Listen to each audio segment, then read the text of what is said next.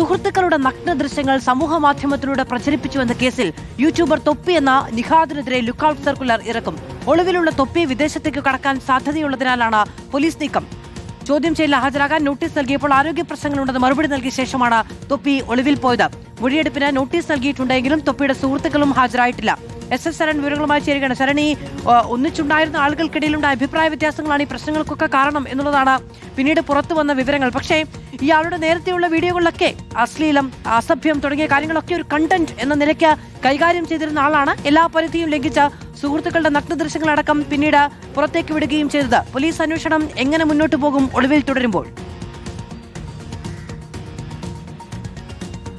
മാധു, തൊപ്പി എന്ന നിഹാദിനെതിരെ നേരത്തെ നിരവധി പരാതികൾ ഉയർന്നിരുന്നതാണ്. ഒന്ന്, ലഹരി ഇടപാടുകൾ നടത്തിയിട്ടുണ്ട്. ഇതോടൊപ്പം തന്നെ ഈ സുഹൃത്തുക്കളുടെ നഗ്ന ദൃശ്യങ്ങൾ സമൂഹ മാധ്യമത്തിലൂടെ പ്രചരിപ്പിച്ചു നടക്കുമ്പോൾ പരാതികളായിരുന്നു. ആ പരാതിയിലാണ് Aluva rural cyber police case register ചെയ്തിരുന്നത്. ഈ IT ആക്ടിന് പുറമെ BNSലെ വകുപ്പുകൾ ചുമത്തി കേസ് രജിസ്റ്റർ ചെയ്യുന്നു. അതിന് പിന്നാലെ തന്നെ ചോദ്യം ചെയ്യലിന് ഹാജരാകാനുള്ള നോട്ടീസ് സൈബർ പോലീസ് ഈ നിഹാദിനെ കൈമാറുകയും ചെയ്തിരുന്നതാണ്. അപ്പോൾ നിഹാദ് നൽകിയിരുന്ന മറുപടി തനിക്ക് ആരോഗ്യ പ്രശ്നങ്ങളുണ്ട്, അതുകൊണ്ട് തന്നെ ഹാജരാകാൻ കഴിയില്ല എന്നുള്ളതാണ്.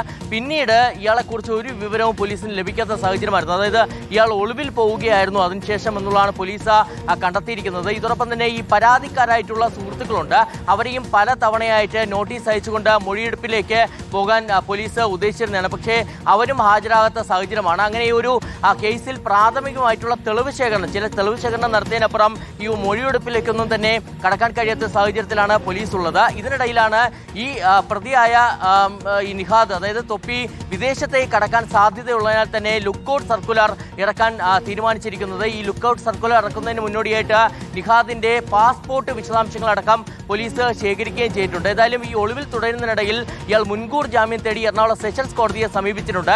തനിക്കെതിരെയുള്ളത് വ്യാജ ആരോപണങ്ങളാണെന്ന് പറഞ്ഞുകൊണ്ടുള്ള ഒരു മുൻകൂർ ജാമ്യാപേക്ഷയാണ് അവിടെ സമർപ്പിച്ചിരിക്കുന്നത്. എന്നാൽ ഇതിനെ ശക്തമായി എതിർത്തുകൊണ്ട് പോലീസ് റിപ്പോർട്ട് നൽകിയിട്ടുണ്ട്. ഇയാൾക്കെതിരെ ഉയർന്നിരിക്കുന്നത് ഗുരുതരമായിട്ടുള്ള പരാതികളാണ്, ഗുരുതര സ്വഭാവത്തിലുള്ള കുറ്റങ്ങളാണ് ചുമത്തിയിരിക്കുന്നത്. അതുകൊണ്ട് തന്നെ ജാമ്യം അനുവദിക്കരുതെന്ന ആവശ്യമാണ് പോലീസ് ഈ കോടതിയിൽ മുന്നോട്ട് വച്ചിരിക്കുന്നത്. SS ശരനാണ് വിവരങ്ങൾ നൽകിയത്. തൊപ്പിക്കെതിരെ ലുക്കൌട്ട് സർക്കുലർ.